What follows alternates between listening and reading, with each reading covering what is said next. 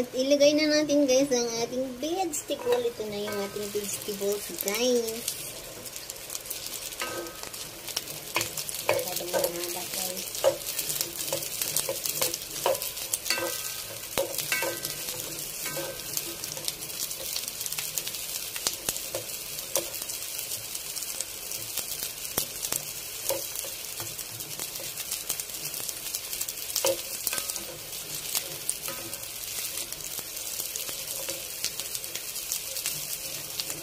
Maglagay tayo ng black pepper guys.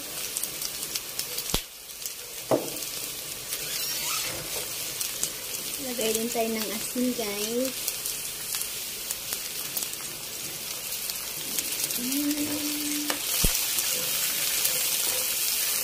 Masyadong malakas ang apoy guys. Masik ng masunog ang ating broccoli guys. Maglagay tayo ng garlic guys.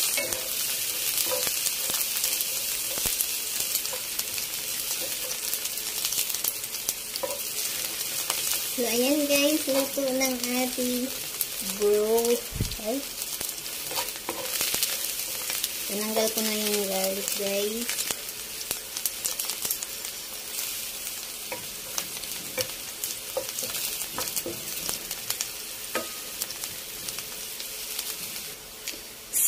So, yan na guys, luto ng ating asparagus. Thanks for watching.